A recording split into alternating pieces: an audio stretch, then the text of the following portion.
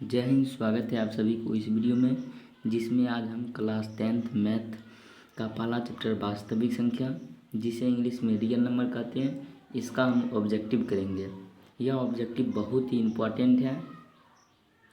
वास्तविक संख्या से ऑब्जेक्टिव हर बार एग्जाम में 5 से 6 आ ही जाता है, अर्थात इस चैप्टर से सिर्फ ऑब्जेक्टिव में 5 या 6 प्रश्न आ जाता है। तो आइए सबसे पहले पहला प्रश्न देखते हैं कि ऑब्जेक्टिव क्या है। तो पहला प्रश्न है 2 या 2 से अधिक अभाज्य संख्याओं का मौसौ है। पहला ऑप्शन है 1, दूसरा ऑप्शन है 2 और तीसरा ऑप्शन है 3 और चौथा ऑप्शन है इनमें से कोई नहीं। 2 या 2 से अधिक अभाज्य संख्याओं का मौसौ, जैसे मान लेते हैं कि 2 या 2 से अधिक बोला गया है संख्या, जैसे 3 यहाँ पर अभाज्य संख्या है और 5 भी अभाज्य संख्या है। 2 या ये 2 संख्या हुआ। इसी प्रकार जैसे 11 अभाज्य संख्या है, 13 अभाज्य संख्या है और 17 अभाज्य संख्या, ये 3 संख्या है। तो कहा गया 2 या 2 से अधिक, जैसे ये 2 संख्या और ये 2 से अधिक संख्या है, तो इसका एचसीएफ होता है।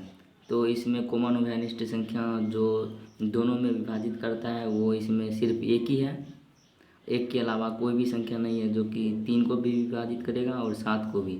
इसमें भी एक के अलावा कोई भी संख्या नहीं है जो 11 और 13 और 17 को विभाजित करेगा। तो जो उभयनिष्ठ संख्या होता है जो सभी को विभाजित करता है वो कौन सी संख्या है? 1। तो इसका आंसर क्या हो जाएगा? 1 का ए हो जाएगा। एक नंबर का क्या हो जाएगा? ए नंबर हो जाएगा। उसके बाद 2 नंबर है 2 परिमेय संख्याओं के बीच कितनी परिमेय संख्या हो सकती है? पहला ऑप्शन है 1, दूसरा है 2, तीसरा है 3 और चौथा है अनंत। तो प्रश्न में कहा गया है 2 परिमेय संख्याओं के बीच, जैसे 2 भी परिमेय संख्या है और 3 भी परिमेय संख्या है। इन दोनों परिमेय संख्याओं के बीच कितने परिमेय संख्या? तो इसको लिख सकते हैं 2.01, इसी प्रकार 0.2.02, इसी प्रकार बहुत लिख सकते हैं, अर्थात जिसका हम गिनती नहीं कर सकते हैं। तो जिसका हम गिनती नहीं कर सकते हैं उसको क्या कहते हैं?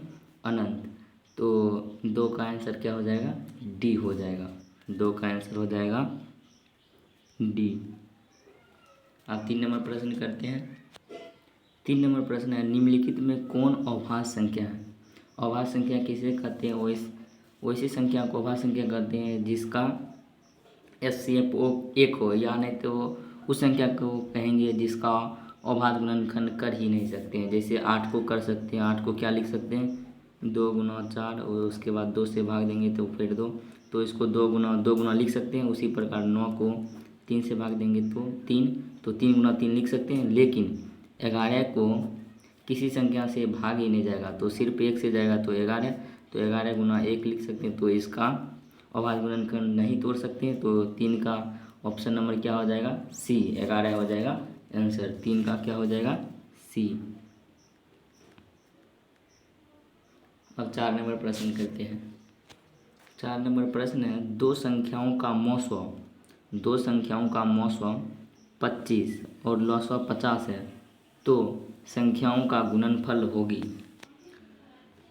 जब हम आप लोगों को थ्योरी बता रहे थे तब हमने बताया था आपको कि एचसीएफ ए, बी गुना LCM A, B equal to A गुना बी होता है।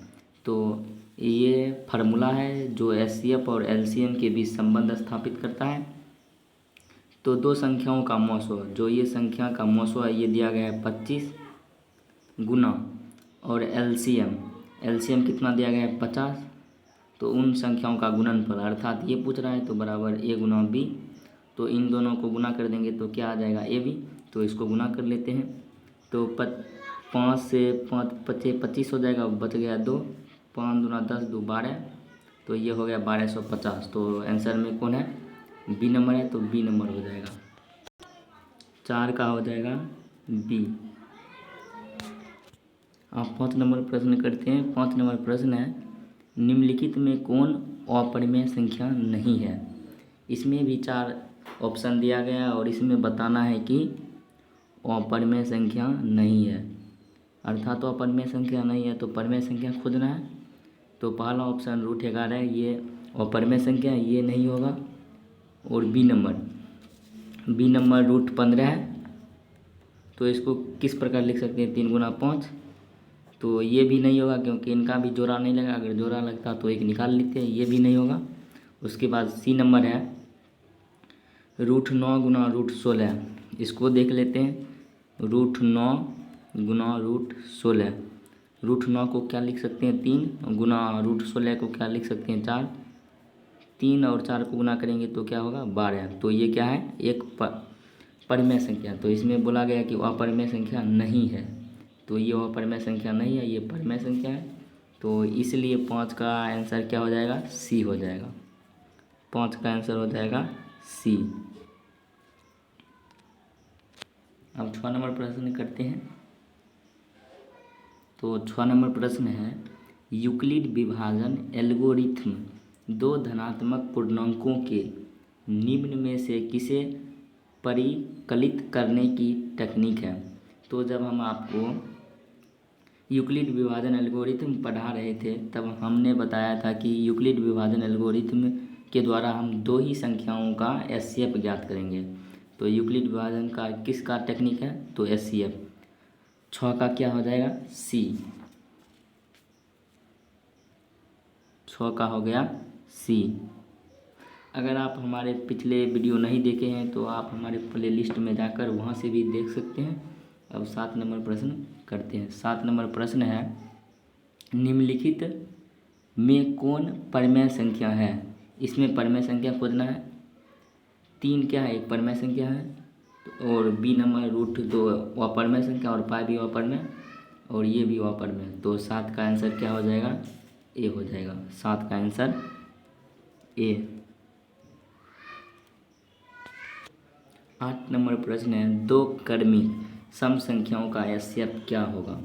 क्रमिक का अर्थ है लगातार, जैसे 2 भी सम संख्या है, उसके बाद 3 नहीं है तो 4, तो ये क्रमिक लगातार। 2 लगातार सम संख्याओं का एचसीएफ क्या होगा। तो इसको अभाज्य गुणनखंड कर लेंगे तो इसका 2 गुना 1 लिख सकते हैं, और 4 को लिख सकते हैं 2 गुना 2। इसमें कौन मिलता है 2, तो 2 निकाल लेंगे, और इसमें कॉमन निकाल लेंगे तो इसमें 2 मिलता है 2।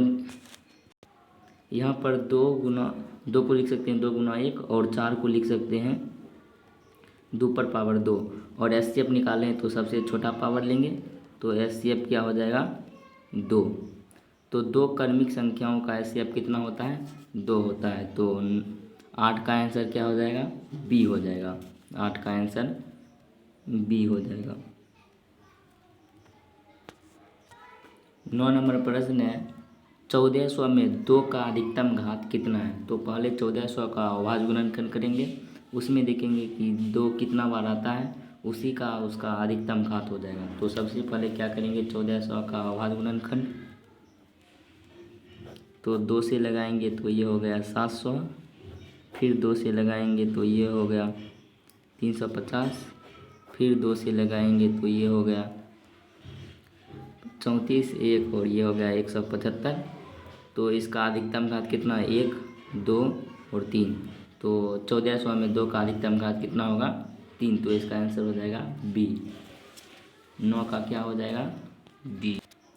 9 का हो जाएगा बी। अब 10 नंबर प्रश्न करते हैं। 10 नंबर प्रश्न है, निम्न में कौन सी संख्या अपरिमेय संख्या है।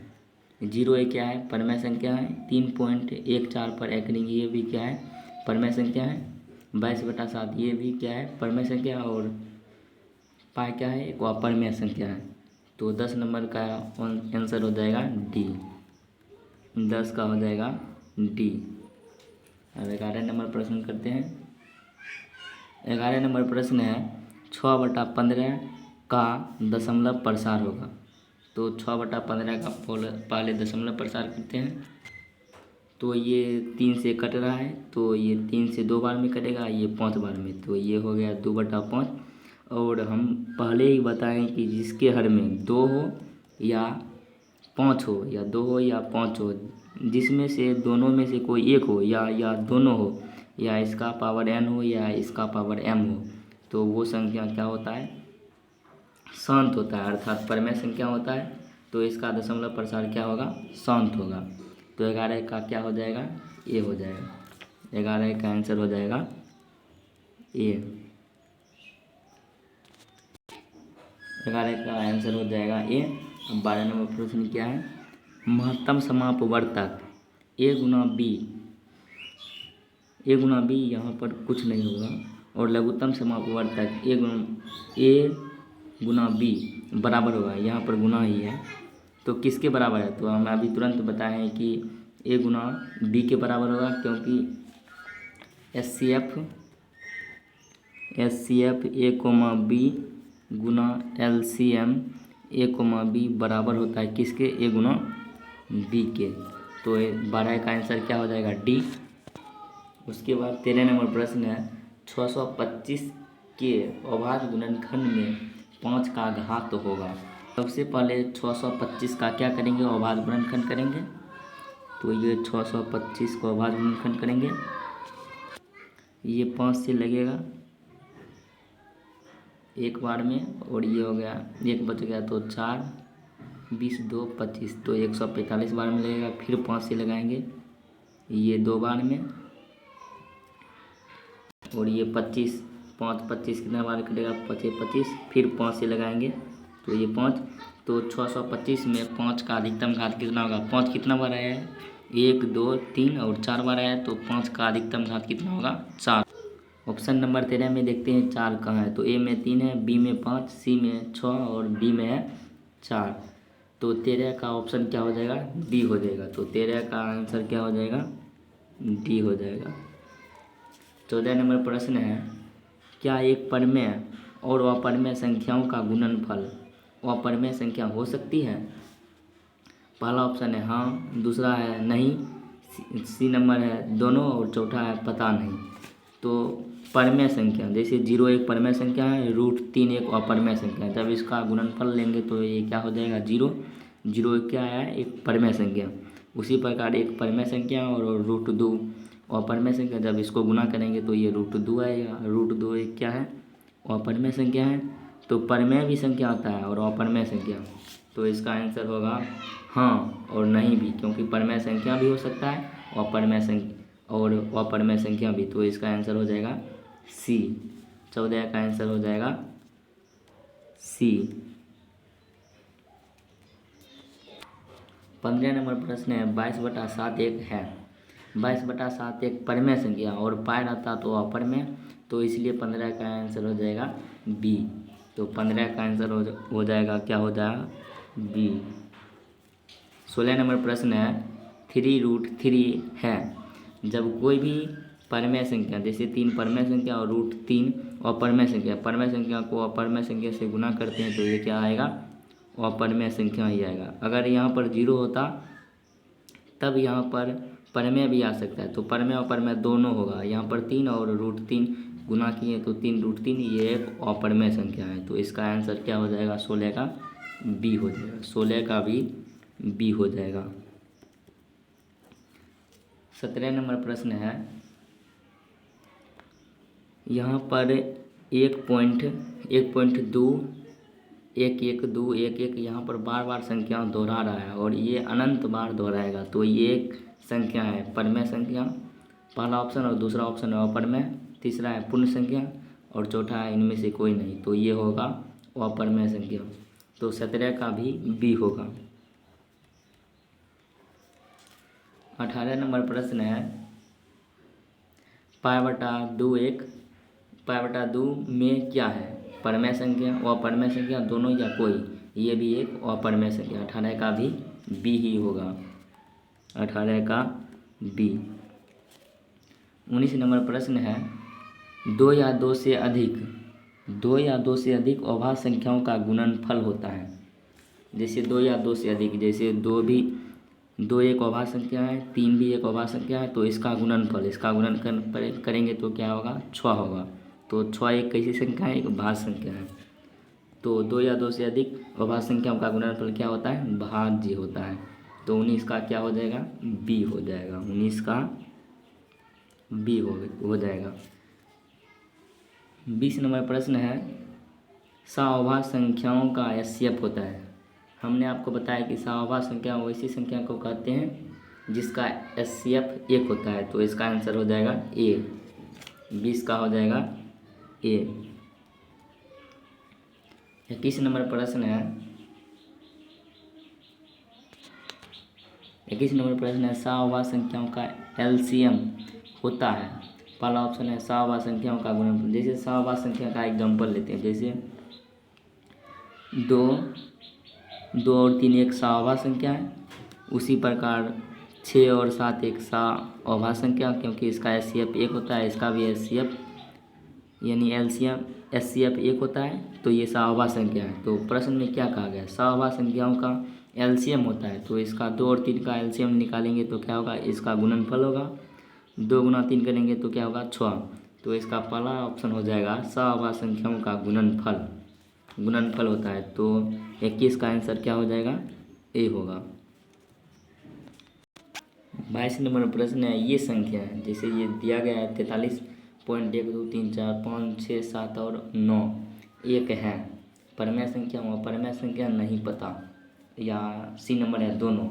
तो ये एक शांत संख्या है, अर्थात इसका दशमलव प्रसार नहीं दोहरा रहा है, तो ये क्या होगा, एक परमेय संख्या होगा। तो 22 का भी क्या होगा, ये ही होगा। 23 नंबर प्रश्न है, 43.12 11 22 33 और 44 पर एकरी, ये संख्या बार बार दोहराएगा। ये मतलब इसका पता है, यही संख्या दोहराएगा, ये नहीं है कि मतलब दूसरा संख्या आएगा। जैसे 11 2 बार आया तो जितना भी बार 11 आएगा तो 2 बार ही आएगा। तो ये क्या है, परमेय संख्या है। तो 23 का भी ए ही होगा, 23 का ए। 24 नंबर प्रश्न है। 24 नंबर प्रश्न है, संख्या 8 9 और 25 का एचसीएफ होगा। संख्या 8 दिया गया है, 9 दिया गया है और 25, तो इसका अभाज्य गुणनखंड करेंगे तो लिख सकते हैं 8 को 2 पर पावर 3, 9 को लिख सकते हैं 3 पर पावर 2 और 25 को लिख सकते हैं 5 पर पावर 2। यहाँ पर कोई भी तीनों में से कोई भी संख्या नहीं निकला है, तो इसका एचसीएफ क्या हो जाएगा, इसका एचसीएफ हो जाएगा 1 हो जाएगा। तो 24 का आंसर क्या हो जाएगा, ए हो जाएगा 1। तो 24 का भी ये ही होगा। 25 नंबर प्रश्न है और ये प्रश्न लास्ट है। अभाज्य गुणनखंड विधि में उभयनिष्ठ संख्याओं के बड़े घात लेते हैं, एचसीएफ में सबसे छोटे घात लेते हैं। एचसीएफ में जैसे इसमें रहता है तो सबसे छोटे घात लेते हैं, और एलसीएम में सबसे बड़े घात लेते हैं। जैसे 6 और 9 का एलसीएम कितना होगा, तो इसको लिख सकते हैं 2 गुना 3 और इसको लिख सकते हैं 3 गुना 3। तो इसमें बड़े घात ये है, यानी इसको 2 पर पावर 3 पर पावर 2 लिख सकते हैं, तो इसको ये लेंगे। एलसीएम में सबसे बड़ी घात लेते हैं, तो 25 का आंसर क्या हो जाएगा, ये हो जाएगा। उम्मीद करते हैं कि आपको इस वास्तविक संख्या में 25 का 25 ऑब्जेक्टिव समझ में आ गया होगा। तो ये 25 ऑब्जेक्टिव का आंसर है। आप इन्हें अपने कॉपी में नोट कर लें, क्योंकि इस वास्तविक संख्या से एग्ज़ाम में 5 से 6 प्रश्न ऑब्जेक्टिव आ ही जाता है। तो मिलते हैं अब नेक्स्ट वीडियो लेक्चर में। Thank you for watching this video.